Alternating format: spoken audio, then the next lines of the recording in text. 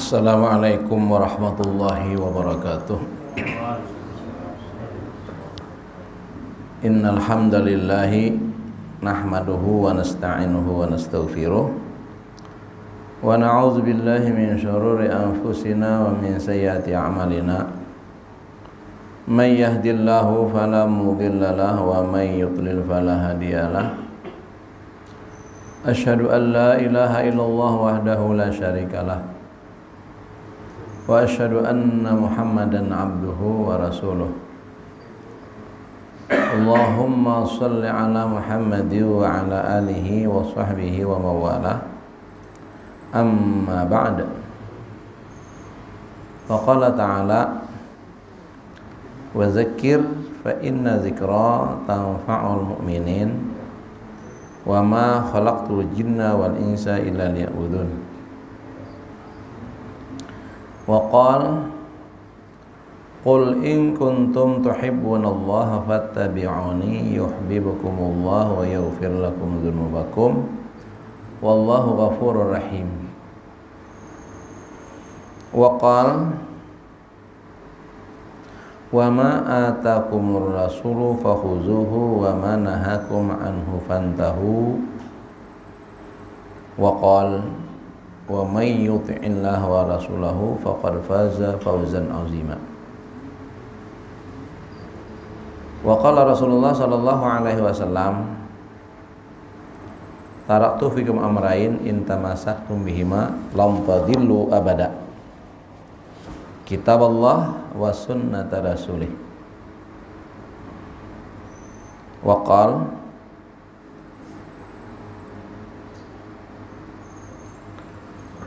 kullu ummati yadkhuluna al-jannah ila man aba.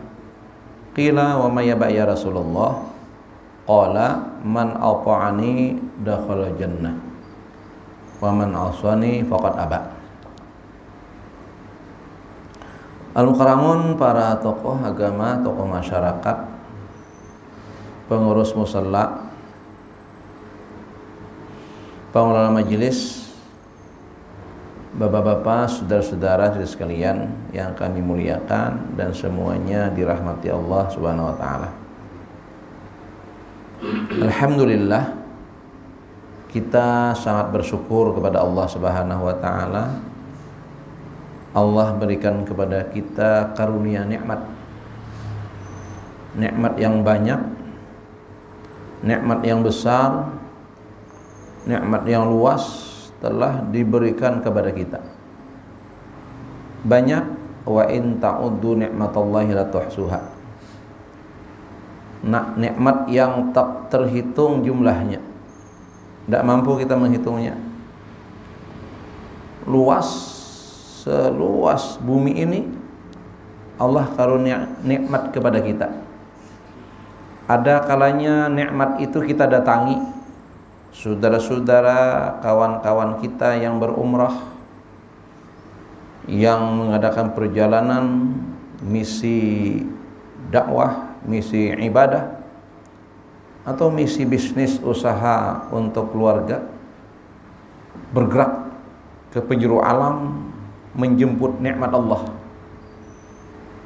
Di tempat itu kita makan, di tempat itu kita minum, di tempat itu kita mendapatkan kebaikan.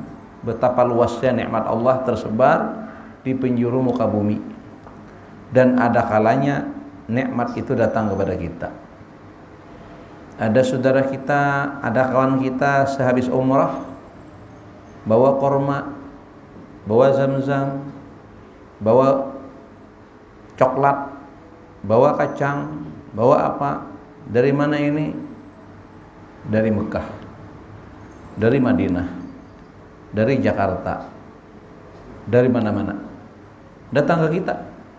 Itulah makna betapa luasnya nikmat Allah Subhanahu wa taala. Nikmat besar itu ketika kita punya kemampuan untuk ibadah. Itu nikmat yang besar karena bernilai ukhrawi. Ketika nikmat itu bernilai ukhrawi, perbandingannya apa yang Allah firmankan, wal akhiratu khairu wa abqa. Dan nilai-nilai akhirat dengan nilai-nilai ibadah yang kita lakukan berarti berindikasi nikmat akhirat itu adalah sesuatu yang lebih baik. Wal akhiratu khair, dia lebih baik. Wa baqa, dan itu nikmat yang kekal, nikmat yang nikmati untuk selamanya, khalidina fiha abada, nikmat yang kekal, khulud, selama-lamanya tanpa akhir. Itu juga kita dapatkan, itu juga Allah anugerahkan kepada kita. Alhamdulillah. Demikian umur kita, usia kita sampai detik-detik ini senantiasa juga dalam ketaatan. Sungguh ini satu hal yang sepatutnya kita syukuri. Alhamdulillah.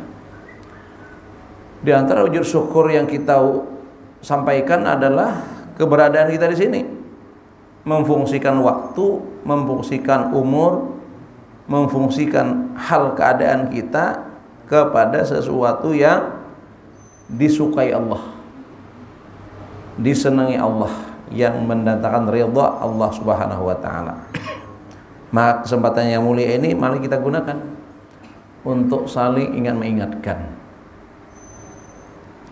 Dan di antara yang menjadi ketetapan Allah Subhanahu wa taala untuk kita bisa selamat, untuk kita bisa sejahtera, yang termaktub dalam ungkapan sakinah, mawaddah, warahmah, itu jalannya adalah jalan yang ditunjukkan oleh Rasulullah sallallahu alaihi wasallam. Allah nyuruh itu, kalau hendak selamat ikuti orang yang selamat. Kalau ingin dikasihi, ikuti orang-orang yang telah dikasihi Allah. Yang dikasihi Allah, yang bergelar Habibullah, kekasih Allah Subhanahu wa taala adalah Rasulullah sallallahu alaihi wasallam. Beliau Habibullah, beliau kekasih Allah. Allah tegaskan dalam Al-Qur'an ya, bahwa kecintaan kita sebagai hamba Allah mutlak disandarkan kepada Allah dan Rasulnya, dan kepada ini agama. Dalam wujud pernyataan kita ya, di antara kalimah-kalimah yang mesti kita ucapkan pada pagi hari menjelang siang, pada sore hari menjelang malam, raditu billahi rabba wa bil islami dina wa bi Muhammadin sallallahu alaihi wasallam nabiyya. Itu ucapan wujud cinta ya, dalam bentuk lisan. Aku ridha Allah sebagai Rabb, sebagai Tuhan. Kita ridha, nyatakan keridhaan itu. Demikian juga aku ridha dengan Islam. Jalan selamat yang Allah berikan adalah dinul Islam. Ridha dia sebagai agama, sebagai tuntunan. Dan kita juga ridha bahwa Nabi Muhammad SAW adalah seorang nabi, seorang utusan Allah. Nah, maka kita mesti ittiba', ngikut. Kalau rasa kasih kita dibalas oleh Allah Subhanahu wa taala, cinta yang berbalas. Jangan sampai seperti kata orang bertepuk sebelah tangan. Kecintaan kepada Allah itu harus berbukti itu. Nah, lihat surah Ali Imran ayat 31. Surah Ali Imran ayat 31. Seperti mana yang telah kami baca pada mukaddimah di atas. A'udzubillahi minasyaitonirrajim. Qul in kuntum tuhibbunallah fattabi'uni yuhibbukumullah wa yaghfir lakum dzunubakum wallahu ghafurur rahim. Qul, Ini kalimah yang akan disampaikan merupakan dictation, ungkapan dari Allah yang mesti diucapkan oleh Nabi. Nah, makanya perintahnya qul. Maknanya katakan wahai Muhammad. Karena ini firman, ya, ini kalam, itu Allah turunkan kepada Nabi kita, bukan kepada yang lain. Jadi ayat-ayat Al-Quran itu dari Allah, diturunkan kepada Nabi kita Muhammad SAW melalui seorang malaikat yang Allah tetapkan, yakni malaikat Jibril alaihissalam. Nah, jadi kalimat ini adalah firman Allah, maka sifatnya dictation, ya. Apa yang dari Allah begitu Nabi ucapkan. Qul, wahai Muhammad, ucapkan olehmu, katakan olehmu. In kuntum tuhibbunallah, jika kalian wahai umatku, wahai orang-orang yang beriman, menyatakan kecintaannya kepada Allah. Jadi kecintaan kepada Allah itu mutlak bagi setiap mukmin. Lihat di surah At-Taubah, surah ke-9, juz ke-10, ayat ke-100. Nah, nyaman mengatakanlah ayat 100. Maaf ulun salah, ya. Bukan ayat 100 tapi ayat 24. Maaf tadi salah. Nanti yang 100 sudah dipulang. Ayat 24. A'udzubillahi minasyaitonirrajim. Qul, mana qul pulang nih? Nah, itu. Qul, katakan wahai Muhammad SAW, in kana aba'ukum wa abna'ukum wa ikhwanukum wa azwajukum wa ashiratukum wa amwalun iqtaraftumuha wa tijaratun tahsawna kasadaha wa masakinu tardawnaha ahabba ilaikum minallahi wa rasulihi wa jihadin fi sabilihi fatarabbasu hatta ya'tiyallahu bi amrih wallahu la yahdil qaumal fasiqin. Makna secara umum di sini Allah menerangkan ada dua sisi cinta, yang itu merupakan sunnatullah. Manusia mesti cinta kepada orang tua, cinta kepada anak-anak, cinta kepada saudara, cinta kepada pasangan, cinta kepada karib kerabat keluarga, cinta kepada harta yang dia usahakan, cinta kepada profesi perniagaan yang dia takut akan kerugiannya, dan cinta kepada rumah tempat tinggal yang mereka senang tinggal di dalamnya.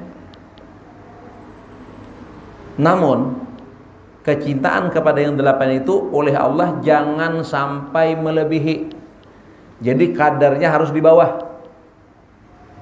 Jadi mafhumnya itu, jangan melebihi cintamu itu daripada Allah, Rasulnya, dan perjuangan di jalannya. Berarti Allah dan Rasulnya cinta di atas cinta. Itu perintahnya.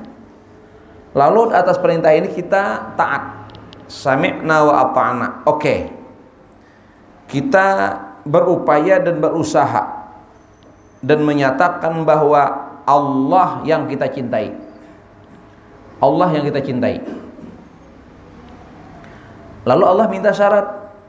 Syaratnya, bukti kecintaan kepada Allah itu apa? Fattabi'uni. Katakan wahai Muhammad, maka ikuti aku. Ittiba kepada Rasulullah sallallahu alaihi wasallam. Manut, ikut, taat kepada Rasulullah. Itu bukti cinta yang Allah inginkan. Bila benar, ya, terbukti cinta tadi ketika kita ittiba kepada Rasulullah sallallahu alaihi wasallam, apa yang terjadi? Yuhibbukumullah. Niscaya dia Allah mencintaimu.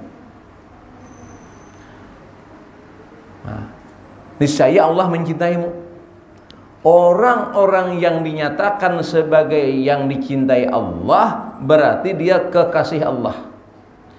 Kekasih Allah dalam makna yang lain adalah waliullah. Ini wali. Jadi ayat 31 surah Ali Imran ini adalah menjelaskan tentang kriteria wali.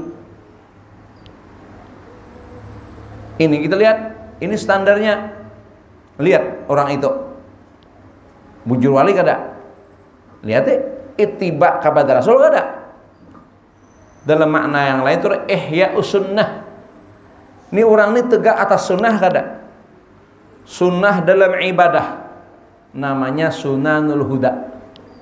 Ibadahnya sunnah kada?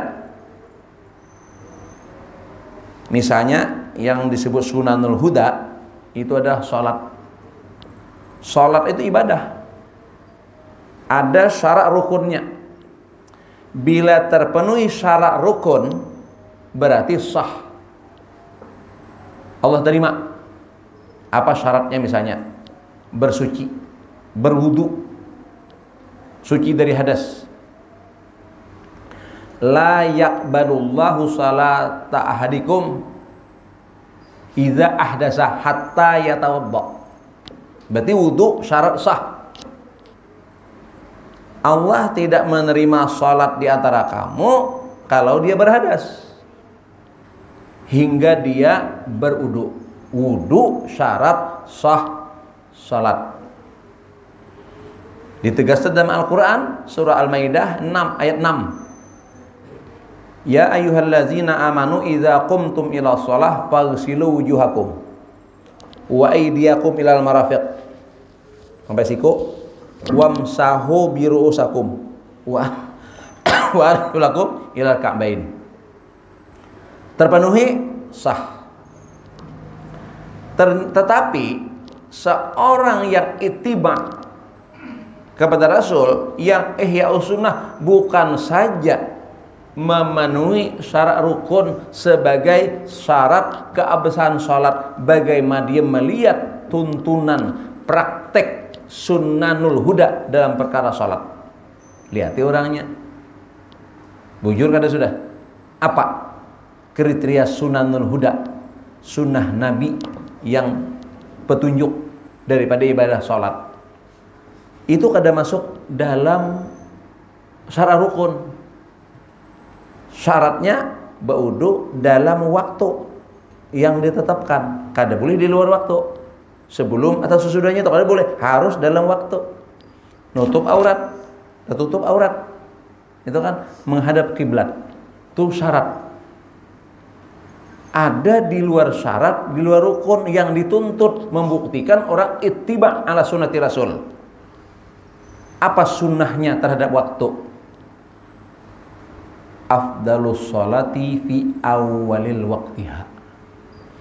Dari rentang waktu yang ditetapkan, maka yang sunnah itu awaluha. Dia tidak mau yang di tengah, tidak mau yang terakhir. Orang yang ihya sunnah dalam artian sunanul huda, dia selalu memperhatikan bagaimana ketika sholat dia mesti di awal waktu. Kalau orang tuh molor, jangan ngaku wali. Luput. Apalagi sembahyang. Apa sembahyang wali pret, tidak bisa. Orang tuh salat yang wajib dia laksanakan, bahkan melaksanakan pun dengan ittiba ala sunnati Rasul. Dalam hal waktu Nabi menegaskan paling afdal, paling utama, paling aula dari salat itu adalah di awal waktu. Satu yang harus kita lihat orangnya tuh, nah itihi orangnya tah. Itu satu. Yang kedua, tempatnya. Di mana? Masjid. Di mana azan berkumandang? Dari mana arahnya orang memanggil itu di mana? Panggilan syarat itu dari mana? Harus datang ke panggilan. Kalau orang di sini panggil datang kayak yang bukan dipanggil, dapat apa kita? Nang besaruan beliau. Imba Isa ke rumahan lah aja siden. Kamana datang? Ka rumah nang menyaro. Mun datang ke rumah sidin, nang kada menyaro dapat apa? Bingung sidin. Apa? Saruan. Siapa saruan? Sidin, ke rumah sidin. Seruan dari sini. Nih. Dikumandangkan dari sini. Dan itu panggilan. Hayya 'alas shalah. Hei, mari ke sini. Jadi sunahnya di mana tempat memanggil itu. Walaupun secara tempat di mana saja sah. Di dapur kah? Di kamar kah? Di higa kindai kah? Tidak masalah memang. Tapi sunanul hudanya di mana? Rasul di mana? Yang ditekankan Nabi itu di mana? Nah itu. Para sahabat tuh kemana? Orang-orang penduduk Madinah tuh kemana sembahyangnya? Nah, perhatikan penduduk Madinah. Perhatikan orang yang masih Madinah. Kemana sembahyangnya? Masjid Nabawi. Di Mekah, Masjidil Haram. Itu nang bujur. Jadi Islam ini made in Makkah Madinah, lain made in Amerika. Maka kita laksanakan sesuai yang berlaku di Masjidil Haram, Nabawi. Orang lihat di sembayangan tepat waktu. Tuh tempatnya. Caranya berjamaah. Ini sunnah yang masyhur. Lihat di sidin turanya nang siwali tadi. Kayak itulah. Namun kada dosa percaya karena kada sesuai. Karena ada kriteria situ. Allah menyusunkan kriterianya itu dalam Quran. Syarat jadi wali, syarat jadi kekasih Allah, ittiba. Fattabi'uni. Tu sunanul huda. Di luar itu ada lagi ya, sunanul adah. Sunah-sunah keseharian, adat-adat kebiasaan. Kebiasaan kita kayak apa? Harus ikut kebiasaan Rasulullah. Bahkan itu harus menjadi budaya kita. Lihat, budaya Nabi, budaya Islam, budaya Quran, bukan budaya Arab. Hati-hati nih.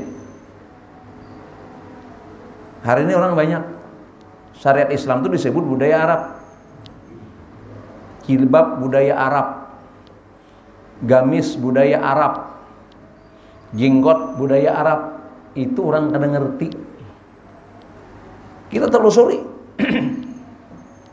Budaya Arab, ujar Quran apa? Wala tabarrajna tabarrujal jahiliyatil ula. Yang disebut jahiliyah itu yang mana? Ini dalam sejarah nih. Orang Arab jangan tersinggung lah. Mesti sebutnya Arab jahiliyah.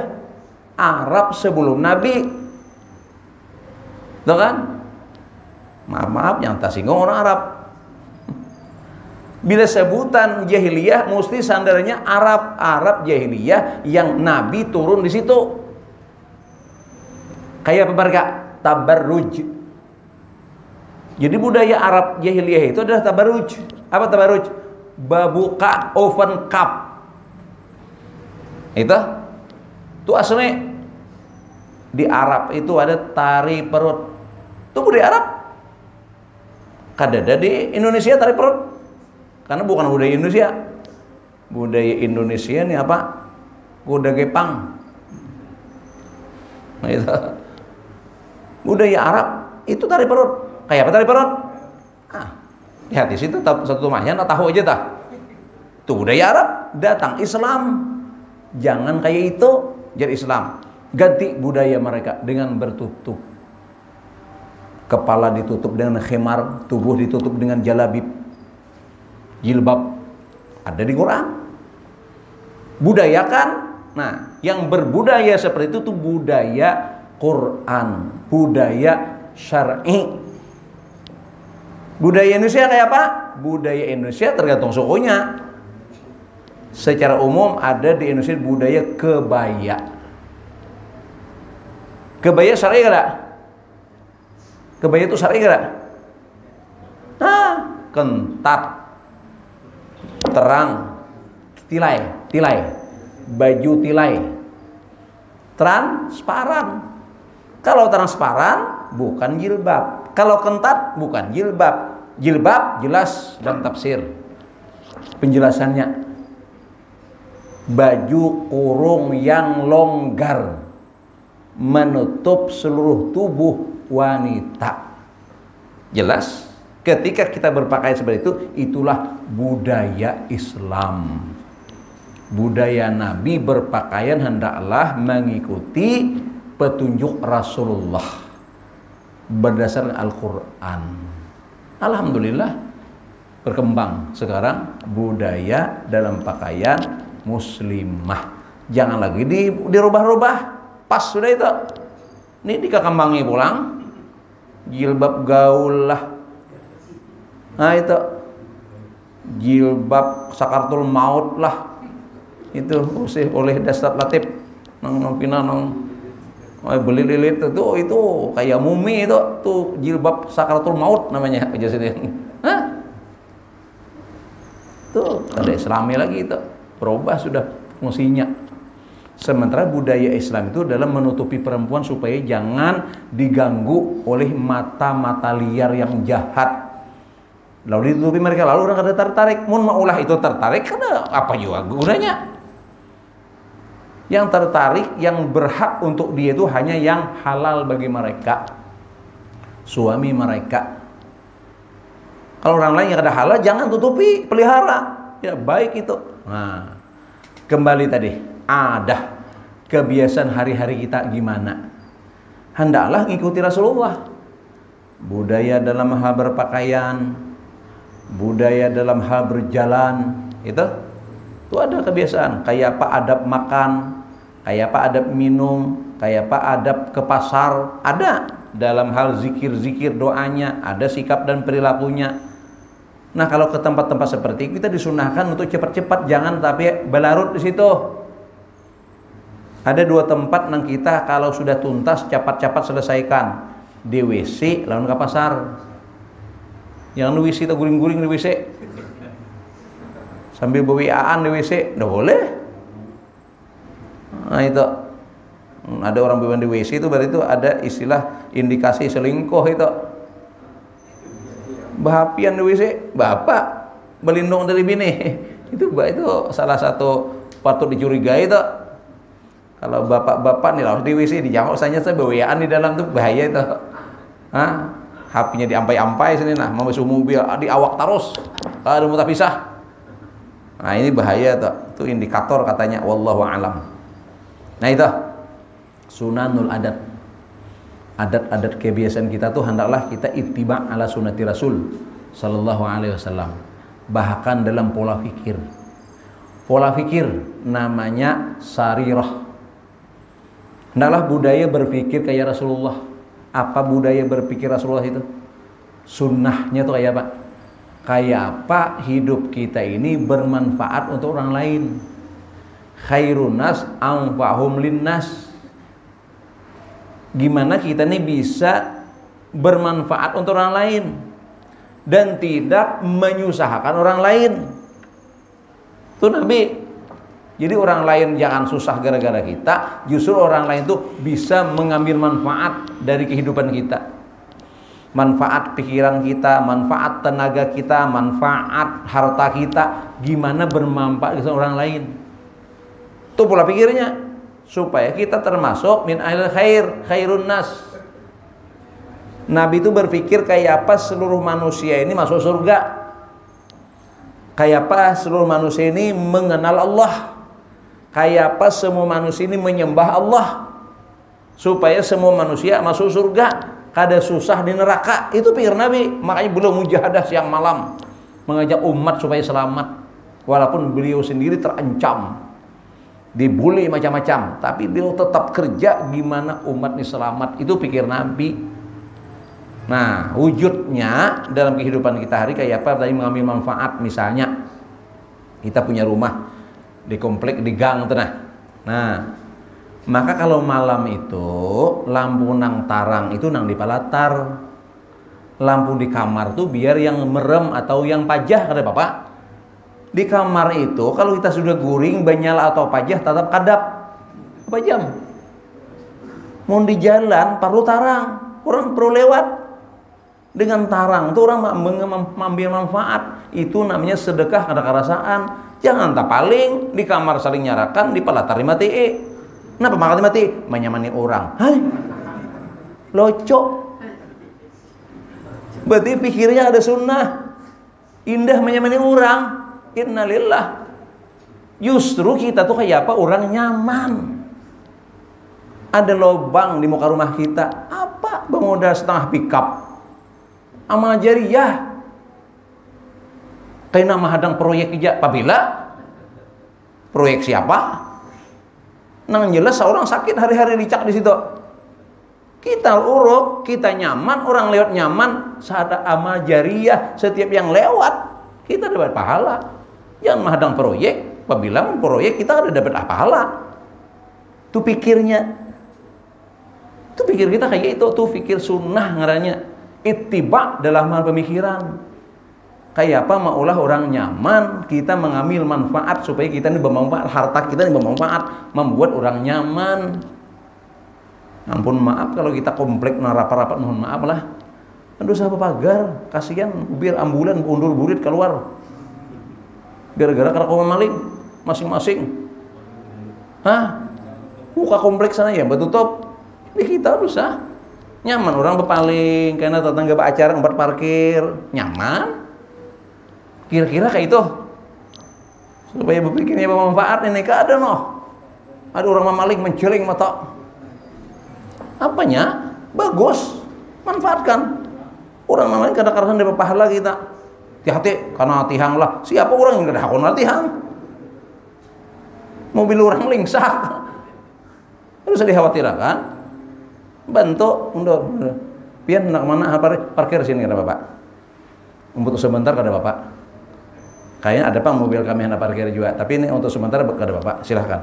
Kayak itu. Ini kalau udah dikolongi bon. Polisi dilarang parkir. Di mana kita dapat kebaikan di situ? Ampun maaf inilah nih kadang-kadang itu pikiran manusia hari ini. Pikiran kita hari ini. Nah, nyaman surang aja. Karena namanya nyamani orang.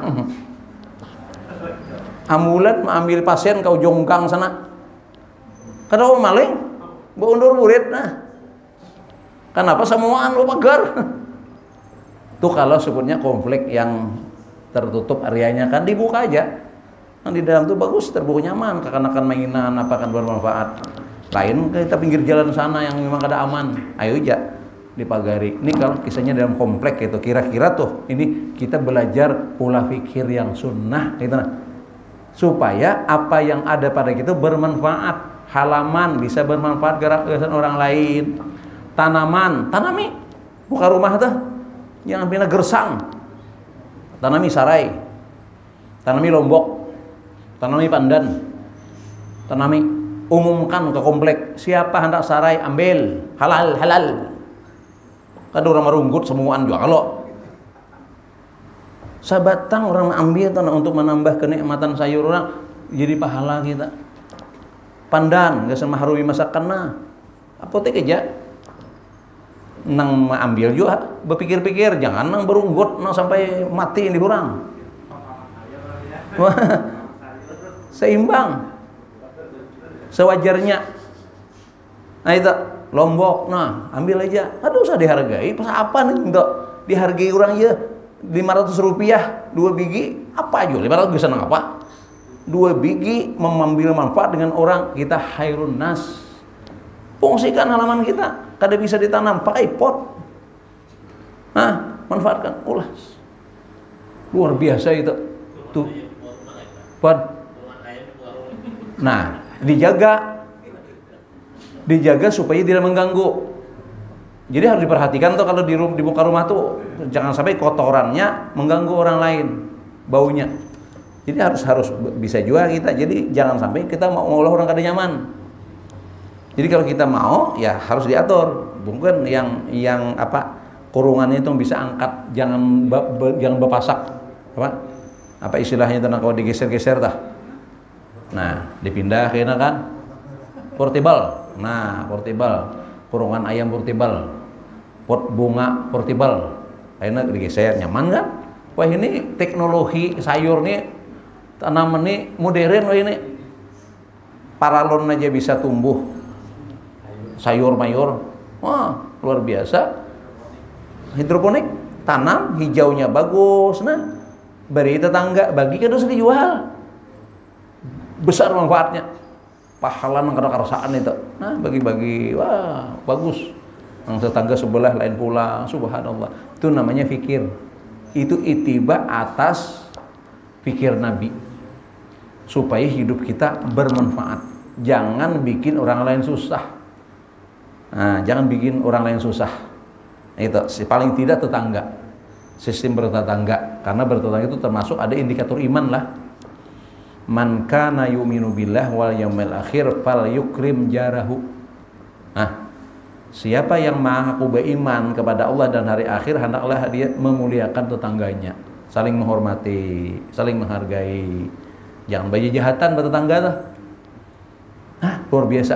Nah, inilah bila kita mewujudkan semua itu dalam hal ibadahnya Ihya'us Sunnah, dalam hal kebiasaan hari-harinya dengan Ihya'us Sunnah, dengan pola pikirnya seperti itu tadi dengan Ihya'us Sunnah, yuhibbukumullah, Allah kasih dengan dia. Nah, jadi di sini pula ada indikasi seseorang itu harus saleh secara individu, saleh secara sosial. Jangan saleh secara individu aja. Tiap tahun berumrah, tiap tahun berumrah. Tetangga mah kada tahu. Tetangga susah, tetangga bergaringan. Kalau ada tahu sih, apa hasilnya? Nah itu mending membantu umrah-umrah, bantu-bantu gitu kan. Ini jangan umrah terus berada tuh di tetangga kayak apa ke tetangga, nang makan kah, nang kada kah, nang garing kah, kok udah tahu kisah. Nah itu kan kada benar, kada sunnah juga itu. Nabi itu perhatian, jangankan nang sakit tetangga nih yang muslim, nang non muslim aja, nang memusuhi sidin aja, sebagai wujud akhlakul azimah, yang malu dahi garing Nabi hilangi.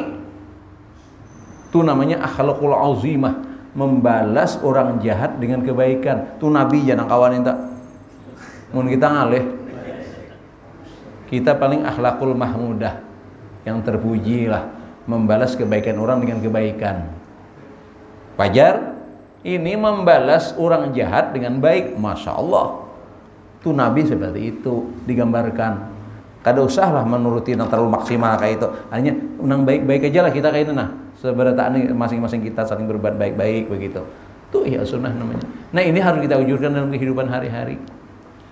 Kita wujudkan, maka itulah orang yang disebut dengan Ihya'us Sunnah, yang oleh Nabi kata kunci terakhir, man ahya sunnati faqad ahabbani wa man ahabbani kana ma'i fil jannah. Allahu akbar. Nabi berjanji kelak bersamaku nanti di dalam surga. Ada syarat. Itu ada syaratnya. Syaratnya, buktinya, buktikan cinta kita. Bukti cinta, jadikan Nabi sebagai idola, sebagai ikutan. Ittiba kita kepada Nabi, berarti kita telah terbukti mencintai. Maka jar Nabi kita, orang nanti akan beserta orang yang dia cintai. Kalau benar cinta kita kepada Rasulullah, digaransi, dijamin kelak akan bersama Nabi di dalam surga. Dan mereka itu wujudnya juga adalah taat. Karena jar Nabi kita, kullu ummati yadkhuluna jannah. Setiap umatku, ya umat Nabi masuk surga. Illa man aba. Ada yang kada mau, ada yang indah. Qila wa ma ya Rasulullah. Ya Rasul, siapa yang kada mau? Qala, ujar Nabi kita, man ata'ani dakhala jannah wa man asani faqad aba. Siapa yang taat kepadaku, dialah yang akan masuk surga. Sementara yang maksiat, kada taat kepadaku, kada maksi dengan apa yang ku perintahkan, berarti orang itu yang enggan, kada mau masuk surga. Nah, jadilah kita orang yang taat. Orang yang taat. Ini kajian kita untuk malam hari ini sebagai mengingatkan kembali orang hari ini peringatan Maulid gitu lah. Rabiul Awal. Nah, kita bentuknya ini bentuknya wujudkan cinta kita, kasih kita kepada Allah dan Rasulnya dengan prinsip taat, paasian, panurut. Innal muhibba lima yuhibbu muti'.